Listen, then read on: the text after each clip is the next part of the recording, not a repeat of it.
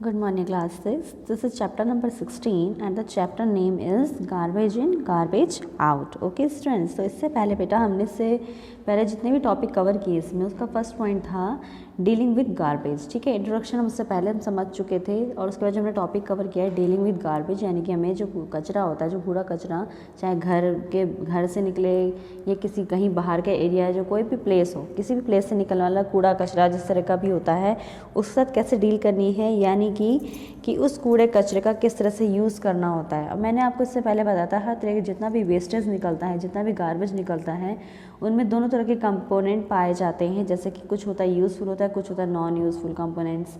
ठीक है, अब वो किस तरह से मैंने डिवाइड किया था ये भी हम इससे पहले वाली वीडियो में समझ चुके हैं. और इससे पहले की वीडियो में हमने ये भी देखा था कि यूज़फुल कंपोनेंट्स को यूज़ करते हुए हम उसमें, जैसे हमने एक फर्स्ट चीज़ समझी थी, इसमें पहला था जो है कंपोस्ट, यानी कि ये भी एक खाद होती है. ठीक है, इसको हमने समझा था इस कंपोस्ट को कैसे बनाया जाता है और किस तरह से ये प्लांट्स के लिए हेल्पफुल होता है. ठीक है, अब आगे बढ़ेंगे. आज हमारा जो नेक्स्ट टॉपिक है वो है वर्मी कंपोस्टिंग. ठीक है, वर्मी कंपोस्टिंग क्या होता है इस बारे में, जब हम इसके बारे में आगे पढ़ेंगे इसके अंदर तो आप समझेंगे उसके बाद कि वर्मी कंपोस्टिंग क्या होता है. ठीक है, तो स्टार्ट करते हैं आज के टॉपिक को. We can be friends of plants by supplying them with compost. We will also be very good friends to ourselves by making compost. ठीक है, तो मैंने इससे पहले बताया आपको कि हम कंपोस्ट के बारे में पढ़ चुके हैं. तो जब वर्मी कंपोस्टिंग के बारे में पढ़ने जा रहे हैं तो पहली लाइन हमारे आगे क्या आती है कि we can be friends of plants, यानी कि हम जो पेड़ पौधे होते हैं, जो पौधे होते हैं, उनके दोस्त बन सकते हैं by supplying them with compost, यानी कि उन्हें कंपोस्ट देके, यानी कंपोस्ट जो खाद होती है सही खाद उन्हें देकर उनके दोस्त बन सकते हैं.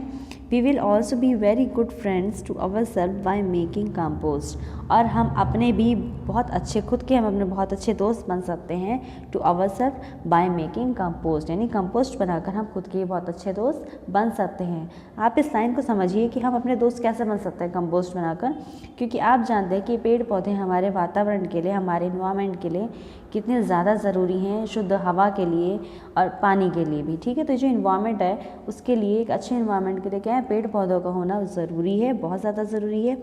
इसलिए तो पेड़ पौधों के लिए, उनकी वृद्धि के लिए जो भी चीज़ें हेल्पफुल होती हैं वो सब करने पर, वो चीज़ें वही अगर हम करते हैं तो हम खुद के ही बहुत अच्छे दोस्त बन जाते हैं. ठीक, तो जो कंपोस्ट तैयार की जाती है हम ये करके क्या करते हैं, दोस्त, पेड़ पौधों के भी दोस्त बनते हैं, साथ ही साथ हम खुद के भी दोस्त बन सकते हैं. ठीक है, Talking of friends, do you know that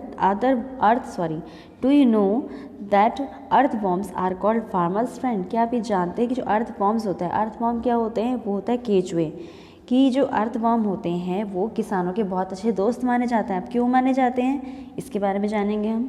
Let us find out how a type of earthworm called red worm is used for composting. ठीक है, तो ये पता करते हैं जो एक इसमें टाइप होते हैं, जैसे अर्थ वॉर्म के एक ऐसा टाइप भी होता है, एक ऐसा प्रजाति बोल सकते हैं, इस टाइप माना जाता है जिसको हम बोलते हैं रेड वॉर्म, जो कहाँ यूज़ होता है, कंपोस्टिंग में यूज़ किया जाता है.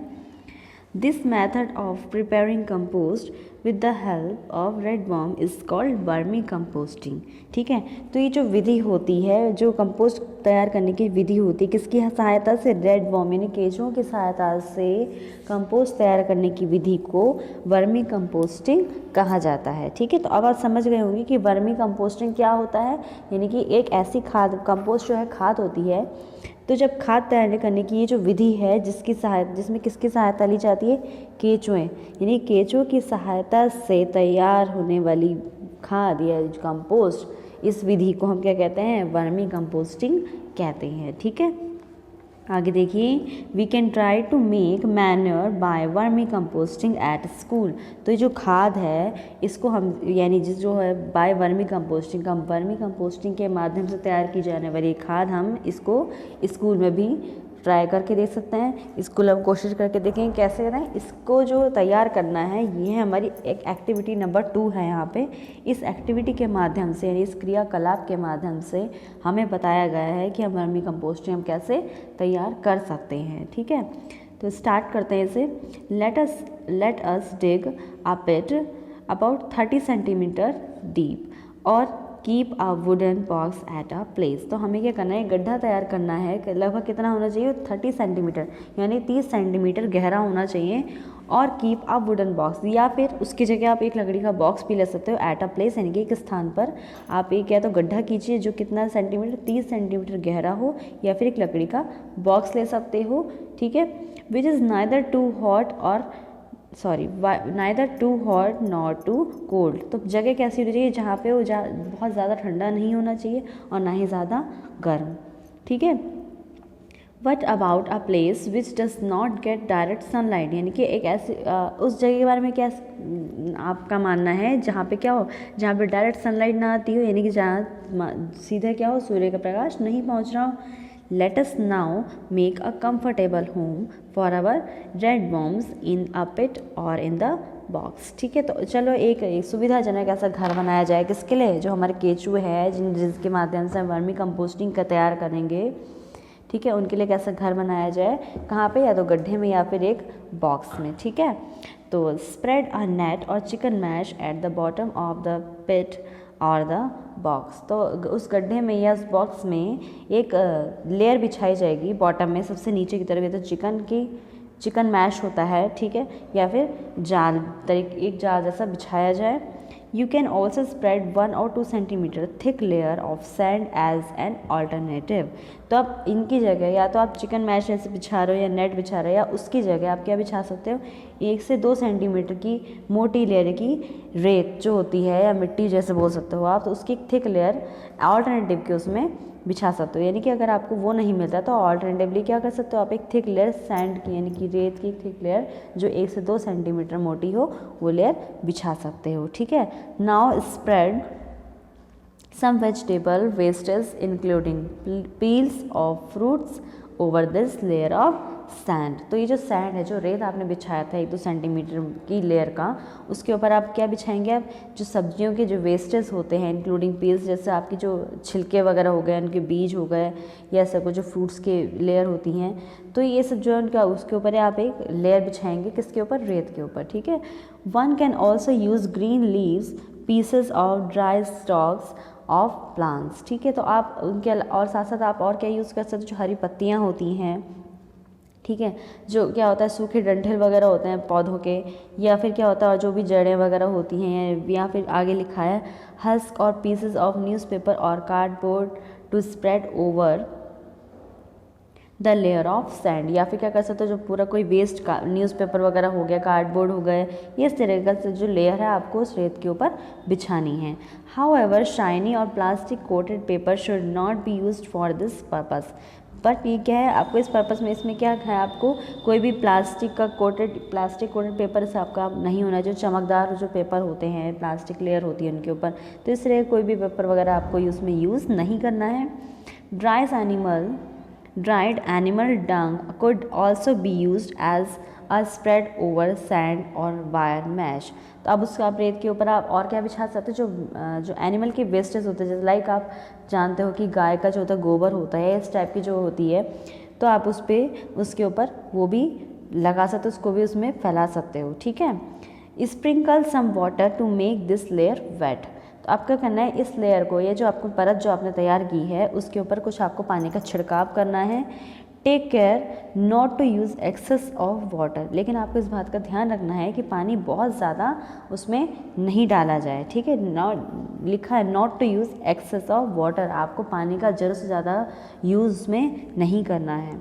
Do not press the layer of waste, ठीक है, जो आपने वेस्ट यानी कि जो वेस्ट मटेरियल आपने वहाँ डाल रखा है, यानी जो आपने हरी पत्तियाँ वगैरह या सब वेजिटेबल्स या फ्रूट्स वगैरह जो भी आपने उसके अंदर अभी डाला था, सैंड की जो लेयर थी उसके ऊपर, तो उसको आपको क्या करना है, प्रेस नहीं करना है, उसको दबाना नहीं है, ताकि जैसे आप बोलते हो कि भी बॉक्स में या कभी किसी में सामान रखते हो आप, तो क्या करते हो आप हाथ से उसको अंदर दबा के उसमें जगह बनाने की कोशिश करते हो, तो आपको ऐसा उसमें नहीं करना, आप उसको बहुत खुला खुला ऐसे जस्ट ऊपर से डाल देंगे, ठीक है।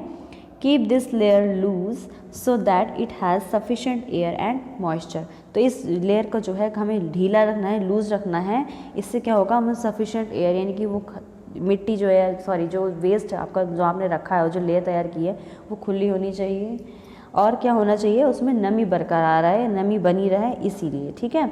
Now your pit is ready to welcome the red worms. तो अब आपके जो गड्ढा है हमने तैयार किया था वो किस चीज़ के लिए, आप जो रेड वॉर्म है केचुओं के लिए रेडी हो चुका है, तैयार हो चुका है। Buy some red worms and put them in your pit. तो अब आपको क्या करना है, कुछ केचुए खरीद के लेके आने हैं और अपने जो हमने गड्ढा तैयार किया है, जो लेयर उसमें बिछाई गई हैं, उनमें आप उनको डाल देंगे, ठीक है, यानी कि रख देंगे। Cover them loosely with a gunny bag और an old sheet of cloth और अ लेयर ऑफ ग्रास। अब आपको क्या करना है, आप उसको उससे कवर करना है लूजली, बहुत ढीले आराम से, बहुत ज़्यादा टाइट करके नहीं, काफ़ी लूजली आप उसको किसी गनी बैग, जैसे आपका कोई बोरी वगैरह हो गई, ठीक है, या फिर कोई पुरानी शीट हो गई, कपड़े की कोई पुराना कपड़ा होता है उसकी लेयर, ठीक है, तो उसकी, या फिर कोई घास की कोई लेयर होगी, तो आप उसको क्या करेंगे, कवर अप कर देंगे, ठीक है। आगे देखिए, your red worm need food. तो आपका जो केचुआ आपने उसमें डाले हैं उसको क्या ज़रूरत है, भोजन की ज़रूरत है। You can give them vegetable and fruit wastage, coffee and T remain and wheat from the field और गार्डन, ठीक है। तो आप उनको खाने के लिए क्या दे सकते हो, आप दे सकते हो सब्जियां हो गई, हमारे जो फल या सब्जियां हो गई, उनकी वेस्टेज जो निकलते हैं, ठीक है, कॉफ़ी हो गई या फिर चाय या फिर इस टाइप का जो जितना भी वेस्ट होता है, वीड्स फ्रॉम द फील्ड, ठीक है, या फिर गार्डन। अब इसका क्या होता है, जो इनकी जो चाय और कॉफ़ी इन सब का जो वो होती है, घास होती है, जिसे हम जंगली घास बोल सकते हैं, इस तरह की चीज़ें आप उसमें रख सकते हो, ठीक है। It might be a good idea to bury this food about 2 to 3 centimetre inside the pit. और एक अच्छी योजना रहेगी, एक अच्छा आइडिया रहेगा कि अगर हम जो हमारा फूड है, जो हमें रेड वॉर्म्स को देना है, उसको हम मिट्टी में या जो हमारा जो वेस्ट हमने तैयार किया है उसमें 2 से 3 सेंटीमीटर नीचे उस गड्ढे में दबा दें, ठीक है। Do not use wastage that may contain salt, pickles, oils, vinegar, meat and milk preparation as food for your red worms। तो इस तरह का कोई भी आपको वेस्टेज ऐसा सामान नहीं रखना है जिसमें क्या हो, सॉल्ट यानी नमक पाया जाता हो, या फिर इसमें अचार जैसे ऑयल या तेल, विनेगर, मीट, ठीक है, और मिल्क प्रिपरेशन या फिर दूध से बने हुए कोई भी पदार्थ हो, उस तरह का कोई भी सामान आपको ऐसा भोजन आपको रेड वॉर्म्स यानी उसके लिए उसमें नहीं रखना है, ठीक, केचुओं के लिए खाने के लिए नहीं डालना है। If you put these things in the pit, अगर आप इस तरह कोई भी सामान गड्ढे में रखते हो, disease causes small organism start growing in the pit. तो जो है कुछ इस तरह के रोगाणु टाइप के जो आपके उसमें तैयार होने शुरू हो जाएंगे। Once in a few days, तो आपको क्या करना है, इस बात का ध्यान रखना है कि इस तरह कोई भी सामान उसमें ना डाला जाए। Once in a few days gently mix, कुछ दिनों बाद आप करेंगे उसको बहुत आराम से खुद से मिक्स करेंगे, and move the top layer of your pit, और उसको करेंगे जो उसकी जो गड्ढा है उसकी जो फर्स्ट टॉप की लेयर होगी उसको मूव करेंगे, उसको इधर उधर करेंगे। तो आप क्या देखते हैं, red worms do not have teeth. आप जानते हो कि जो रेड वॉर्म्स होते हैं उनके दांत नहीं होते। They have a structure called gizzard, उनके पास एक स्ट्रक्चर होता है, जैसे आप देख सकते हो उसमें उनके दांत नहीं होते, बट उनके पास क्या होता है, गिजार्ड कहते हैं उसे, ठीक है। Which helps them in grinding their food, जो कि सहायता करता है, जो उनका जो फूड होता है, जो खाना खा रहे होते हैं उसको पीसने में उनकी सहायता करता है, ठीक है। पाउडर्ड एग शेल्स और sea shells could be mixed with the wastage. जो पाउडर्ड होते हैं, जो एग शेल्स होती है, यानी कि जो एग का जो ऊपर का कवर होता है उसको चूरा करके या फिर पाउडर जैसा बना के पीस कर, या और शी सेल्स, जो सी सेल्स होती हैं, ठीक है, वो जो है ये सब जो है इस एज अ वेस्ट हम उसमें यूज़ कर सकते हैं, मिक्स कर सकते हैं। This would help red worms in grinding their food, और ये जो है जो रेड वॉर्म्स हैं केचुओं की ग्राइंडिंग में सहायता होगी। इससे अगर आप ऐसा कोई सामान डालते हैं तो उससे उनकी ग्राइंडिंग यानी कि जो भोजन करते हैं वो पीसने में उनकी सहायता होगी, क्योंकि उनको जब ऐसे सामान मिलेगा जो उनको, क्योंकि उनके दांत नहीं हैं तो जो उनको खाने में क्या होगा, काफ़ी हेल्पफुल होगा। A red worm can eat food equal to its own weight in a day. तो एक केचुआ जो होता है एक दिन में अपने वजन के बराबर का भोजन कर सकता है, ठीक है। Red worms do not survive in very hot और वेरी कोल्ड सराउंडिंग। तो जो केचुए होते हैं वो बहुत ज़्यादा गर्म या बहुत ज़्यादा ठंडे क्षेत्रों में सर्वाइव नहीं कर पाते हैं। They also need moisture around them, और उनको हमें अपने आसपास क्या है, नमी की आवश्यकता भी होती है। If you take good care of your worms in a month's time their number will double. अगर आप अपने जो आपने केचुए रखे हुए उसमें उनकी ज़्यादा देखभाल करते हो, बहुत अच्छे से ध्यान रखते हो, तो 1 महीने में क्या होता है, उनका नंबर जो उनकी जो संख्या है वो डबल हो सकती है या डबल हो जाती है। Observe the contents of pet carefully after 3 और 4 वीक्स। तो अब जब के देखते हैं आपने जो हमने गड्ढा तैयार किया था उसको हर 3-4 हफ्तों में अगर आप उसको देखते हो, ऑब्जर्व करते हो, do you know see loose soil like material in the pit, ठीक है, your vermicomposting is ready. तो आप ऑब्जर्व करने के बाद आप क्या देख सकते हो, तो जो मिट्टी है वो इस टाइप का जो आप इसमें जो बदलाव आ रहे हैं, जो कम हो रही है, ज़्यादा हो रही है, जिस तरह का उसमें परिवर्तन आ रहा है, तो आप क्या देख सकते हो, जो आपकी वर्मी कंपोस्ट है वो जो है तैयार हो चुकी है। Put some wastage as food in the one corner of the pit. तो आप क्या करोगे, आप अपने जो आपका गड्ढा है उसके कोने में सम वेस्टेज, कुछ ऐसे वेस्टेज आपको एज अ फूड, जो आपके जो उसमें केचुए रखे हुए हैं जो खाना खाते हैं उनका भोजन एक कोने में आप रख देंगे।